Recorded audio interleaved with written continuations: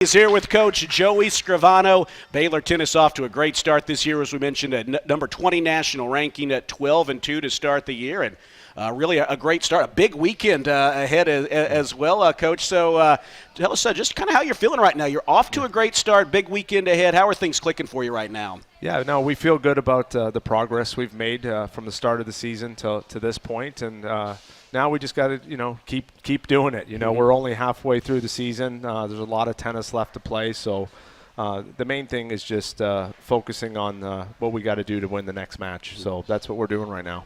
We're talking about just freshmen adjusting to this level and the veteran leadership that you have. It's funny. You look, you're just coming off a sweep of Houston. The reward for that is got to face Colorado, and then the team right ahead of you in the standings, Texas Tech, this weekend back-to-back. That kind of intensity, does it take a little while for everyone to adjust to at this level?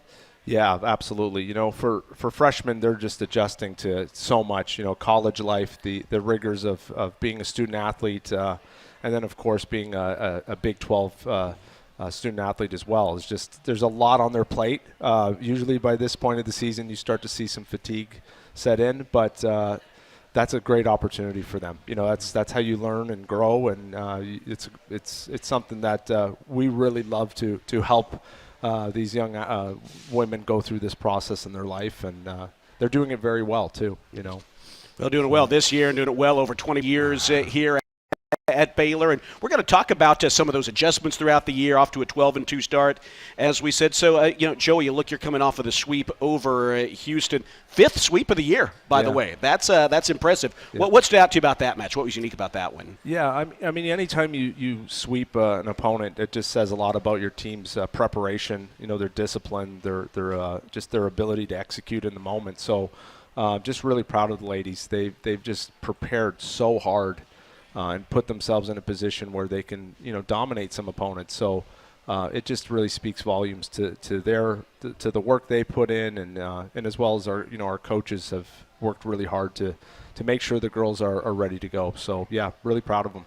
And that was a bounce back, right? Because you look and you had a tough loss to a top 25 team in UCF. What are some of the ways that you were able to kind of adjust and learn from that? Yeah, well, the UCF match was definitely a learning experience. There was a lot of things we did well, and then there's always things you can improve. So whether we win or lose, we're always trying to extract the lessons that come from those matches. And a big part of the bounce back from UCF to Houston was just making sure that our energy level was really high, controlling the things we can control, and our team did that, and also playing as a team, playing with synergy and for a bigger purpose. So I would say that's the main reason for such a strong bounce back, was just the players really bought into those concepts. 3-1 in Big 12 play, as we mentioned, 12-2 overall. I'll ask you this knowing that you might not like the question itself, but take it where you want to go. You never want to lose matches. Both of the losses this year have been very quality opponents. Top 25 teams, including the top team and a top 25 team in UCF. What do you take away from the fact that your team is taking care of business really in about every game they should, and then really competing, even when they lose, competing right there? Yeah. Well, I think ultimately, we've just been on a mission to improve. And we've really put the process ahead of any kind of result. So if you become a process-oriented team, a goal-oriented team, you don't get too hung up on the wins and losses. So, when we're winning matches, we're not getting too high and too full of ourselves. And when we lose a match, we don't get down in the dumps and feel, we don't lose confidence. So I think that's been a big key to our success, is just the ladies really buying into, we have to be steady emotionally. We have to be mature, and we have to look at this as a marathon, not a sprint.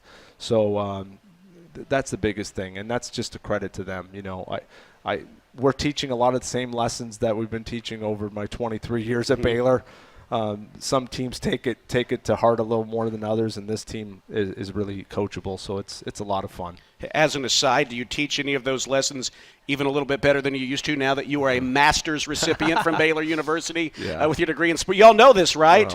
He is a graduate of Baylor University, and we think you're the we think you're the first coach in Baylor history to earn a degree while you're here. So no, that's a round of applause for sure. That's fantastic. So you were already a great coach, but now you can even apply the lessons from some of your classes even a little bit better, maybe. Yeah. Oh, absolutely. You know, some of the professors I had during that master's degree were just really awesome mentors, and I learned so much from them. And you know, Johnny Tusa, who was, you know, everybody in Waco knows Johnny, a phenomenal football coach. I picked his brain every single class and just developed a really good relationship with him. You know, Dr. Mar Magnuson, who's a sports psychology professor at Baylor, same thing. You know, he's been a big friend and mentor as well, and there's other professors that they all helped, you know. So yeah, absolutely. And that was the reason for getting the master's. I wanted my education to get a little closer to my experience level. So that was really the thing. So love Baylor. So thankful that I had that opportunity. Very cool. Did you ever have to cram for a paper or a test because you had a big match coming up? Absolutely. Yeah. Courtney knows all about that. You know, I would get her to, you know, review my papers, sometimes write them, you know. Just kidding. But no, she was such a big help, and and many others too. So that was a team effort getting that degree. Visiting with Coach Joey Scrivano here on the Baylor Coaches Show. And Coach Scrivano, we mentioned a big weekend upcoming. Here in a little bit, we've got some questions. Want to get to know your players better. But I want to ask you, you know, we want to get a good crowd out here this weekend. You've got 6 o'clock Friday against Colorado, 1 o'clock on Sunday against number 14 Texas Tech. You know, you've protected the home court this year. What's it going to take against those two teams to keep that undefeated record here in Waco going? Well, we're excited to play at home. We love playing in front of our home fans, and we just encourage the community to come out. I think tennis is such a fantastic sport, spectator sport. And, you know, on Friday at 6, we have Cub tennis, you know, prior to the match at 5 p.m. So for any little kids that want to learn the game, we do that with our players and our staff, run that Cub session. I think we have hounds at Herd as well on Friday, so you can bring, you know, your dog out there, and I think they got some cool giveaways with that as well. And then Sunday we play Texas Tech at 1 p.m. We have Cub tennis, you know, prior to that match at noon. And there's just going to be really tough matches. It's going to be very entertaining tennis, and of course, you know, our student athletes always perform better when they know that they got the Baylor faithful behind them. You know, we'd love to have y'all out there at both of those matches. And, you know, it's easy for me to look right now and say, oh, you know, you look at Texas Tech, that's the team in the standings one game ahead of you. But I know your focus is on Colorado first because that match means a whole lot more if you get the win on Friday. Yeah, absolutely. No, you can't overlook any team. And really, you know, if we break it down even more, it's just about our next practice, you know, or it's about getting a good night's rest tonight, having a great dinner. The team's here. Just look at the team. I see them move. If y'all look over here, we've got members of the team. Who all we have here? Yeah, we have the whole crew, actually. So I know some of the seniors there, Christina Tiglia, Lubo Kostenko. We have Sierra Berry's in the house. I think Brooke Thompson's got to be here. She loves Rudy's. But we have the whole entire team here. So, you know, that's the first step is we got to have a great dinner. That's why they're here at Rudy's. And then they got to get a good night's rest because we got a lot of tennis ahead of us. How about a round of applause for our top 20 Bears here with us this evening? We don't always get the whole team here with us at the Baylor Coaches Show. So this is great. And, you know, I ask you this question here. This is actually from Roy. Roy always drops in with the good questions. Roy, we appreciate that. He said, obviously, a great start to the season. When you look at the athletes on your team, are there players who have really stepped up in a way that even kind of outsteps your expectations you had for them? Yeah. Well, when you have this type of year, it's really that there's a lot of people stepping up. And I would say our entire team has just embraced their role. They've just done a great job of being selfless and putting the team first and putting their development ahead of anything else, you know. So this team they really have a team ego, not so much an individual ego, and I think that's a recipe for winning. You know, you got to have selfless people on your team. Well, you know, you talk about that. You've shifted some roles lately. How have players stepped up amidst those adjustments? Yeah. Well, you know, we have 11 players on the team, and we constantly remind them that this is every single player on this team is going to add value to this season. And, you know, they just have to be ready for when their number's called. And more recently, a lot of numbers have been called, and the players have done an incredible job of stepping in and stepping up as well. So really proud of them. Well, it's funny, you're here on the show tonight. Coach Nikki from women's basketball is here in the second half, and I think there's some parallel there, right? Because you've seen with women's basketball, everyone's had to step up. What's it say about culture when players step into a new role, when they cheer on their teammates in a different role? Yeah, no, it's a big part of it. And you'll see at our matches, the non-starters are charting the starters. So they're charting the match like a backup quarterback would chart and help the starting quarterback, in football. So they're really students of the game, and so even when they're not competing, they're continuing to grow in their knowledge of the game. And so when their number's called, they've played every match mentally, and I think that really helps in that adjustment when they do get to play. They've seen, okay, here's what winning tennis looks like, and here's what losing tennis looks like. So their knowledge of the tennis math really is high, and that's, I think, a big part of why our team's doing so well. Talking with Joey Scrivano here on the Baylor Coaches Show. You look at a top 85 national ranking for a freshman, Na Dong. What are some of the ways that she has contributed and impacted the team's success? Yeah, well, Na Dong has been such a big part of our team's success. When Na committed to Baylor, that was a day that I opened up a bottle of champagne. I was pretty excited. So, no, she's just been a great teammate. She's just all about the process of getting better. Her presence on the court is so strong. She's a part of her biggest strength is just her ability to stay in the moment, be present, and just compete. From start to finish. So we're really thankful that she's a Baylor Bear. You singles, obviously, a lot of attention there, but doubles has been crucial, especially number 14 duo in the nation. Tell us about this duo that's really helped lead the way for y'all. Yeah, Luba Kostanko and Christina Tiglia, two seniors.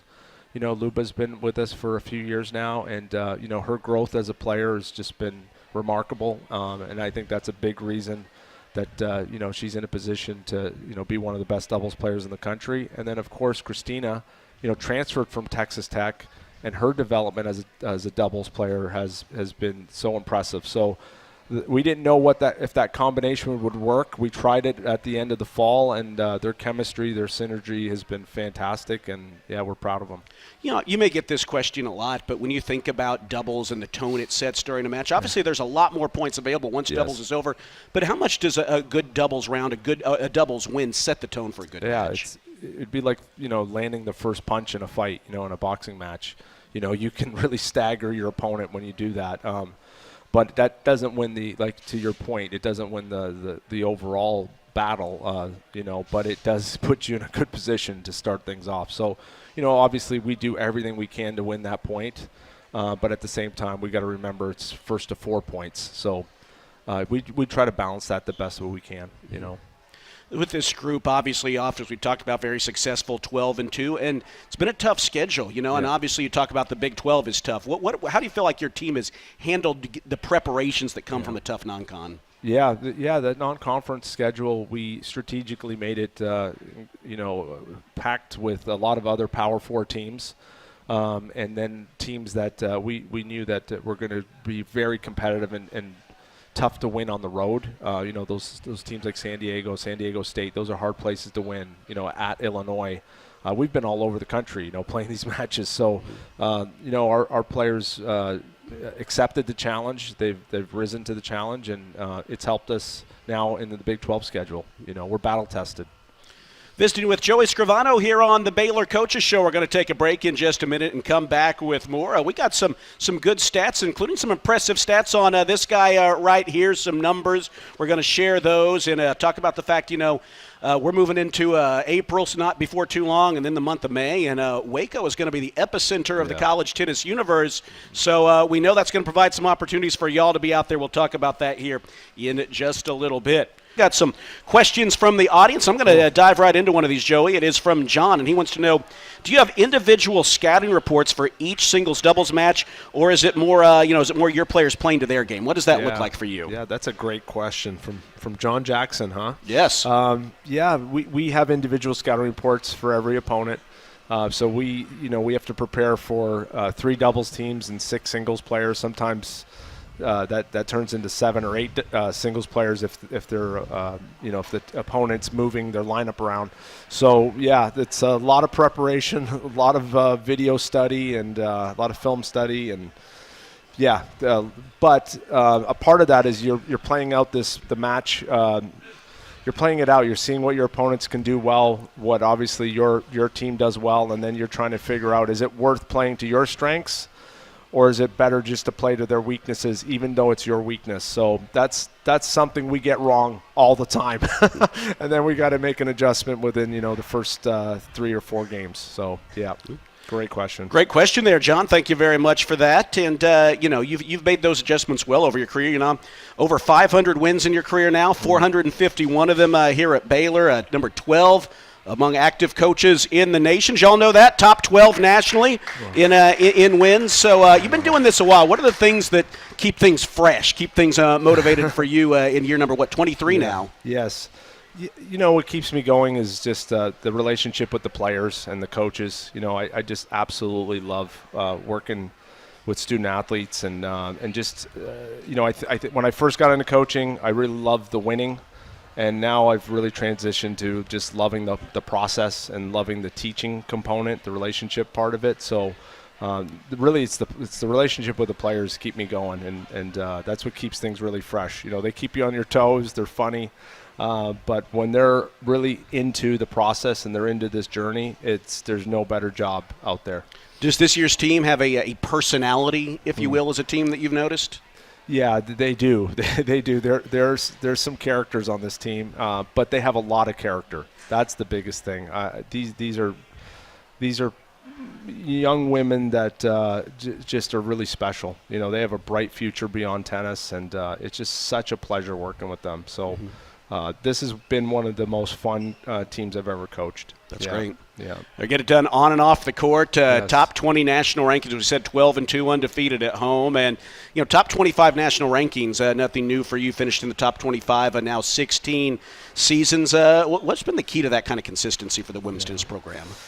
Yeah, I mean, it's really just preparation, fundamentals, focusing on fundamentals, and then recruiting young people that really care about their growth, their development, and then on top of that, you got to find really selfless people, because tennis is labeled an individual sport, but in college it's a team sport. So they have to really shift from that individual mindset to, okay, I'm going to do what's best for the greater good of the team, and that's a process. That's different for them. So, yeah, no, that's really the key. We're still very much in the midst of this year, but as you look ahead, as you even think beyond, what are some of the things that you're kind of excited about on the horizon for the tennis program? Yeah, well, we have to navigate all this change in college athletics, and that's definitely something that it's probably, I wouldn't say it's positive or negative. We don't know. It's just the unknown. But as far as Baylor women's tennis, I want this sport to be around forever. I really want Baylor to stay committed to our Olympic sports at the highest level, and that's something that's I wish I had control over, because I would make sure that would happen, but that's going to be something that is up to a lot of other people. But my stance on it is Olympic sports really matter. Women's tennis really matters. What we're doing is making a huge difference in a lot of young people's lives from all over the world. And it's a great thing we're doing, and I want to keep it going.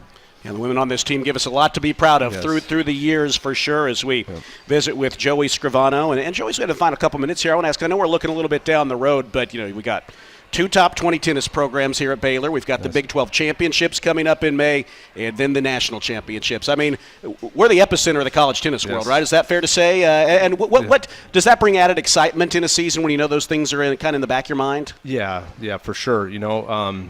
We're the home of college tennis. Obviously Baylor is a special place to play a college tennis match. I think everybody in the country knows that. The way people feel about Baylor hosting the national championships, coming the athletes and coaches coming to Waco is a positive thing. So what we're doing is really, really special. And our goal is to be in that national championship. So our goal is to make it to that Elite Eight and be playing in front of our amazing fans. Well, and a couple of opportunities for the amazing fans to be there this weekend. Again, Friday night at 6, and then that's Colorado. Sunday at 1. Which day is Hounds at the Herd?